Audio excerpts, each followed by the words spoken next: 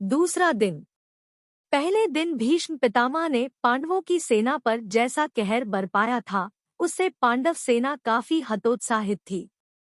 इसलिए दूसरे दिन परम आवश्यक था कि ऐसी रणनीति बनाई जाए जिससे सैनिकों में नया उत्साह और ऊर्जा का संचार हो सके और वे भीष्म पितामह का सामना कर सके। अर्जुन और धृष्टद्युम्न ने एक विशेष व्यूह रचना वज्रव्यूह का आयोजन किया। श्री कृष्ण अर्जुन की इच्छानुसार रथ को भीष्म पितामह के ठीक सामने ले गए। अर्जुन को अपने सामने देखकर पितामह ने बाणों की वर्षा करके उसका स्वागत किया। अर्जुन ने भी इसी अंदाज में उनके स्वागत का जवाब दिया।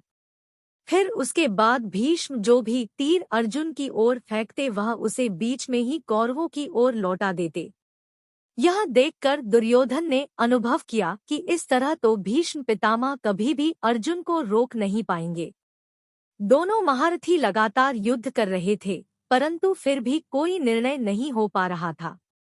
दूसरी ओर भीम अपनी सेना की कमान संभाले हुए थे और उनकी गदा लगातार कौरव सेना का सहार कर रही थी।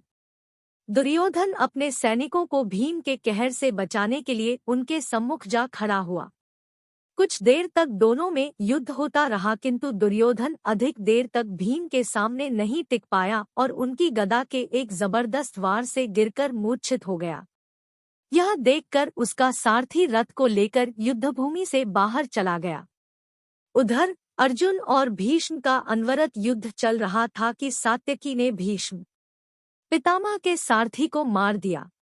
सारथी के मरते ही पितामह के रथ के घोड़े बेलगाम हो गए और वे भीष्म पितामह सहित रथ को लेकर भाग खड़े हुए। तीसरे मोर्चे पर द्रुपद का पुत्र धृष्टद्युम्न गुरु द्रोणाचार्य के साथ युद्धरत था। धृष्टद्युम्न की गुरु द्रोणाचार्य के साथ पुरानी दुश्मनी थी और उसने उन्हें मारने की शपथ ली हुई थी। दोनों के मध्य भयानक युद्ध छिड़ा हुआ था। द्रोणाचार्य ने धृष्टद्युम्न का रथ तोड़ दिया। यह देखकर उसकी सहायता के लिए भीम वहां पहुंच गए और भीम व द्रोणाचार्य के मध्य घमासान युद्ध होने लगा। सूर्य के अस्त होने पर युद्ध बंद कर दिया गया।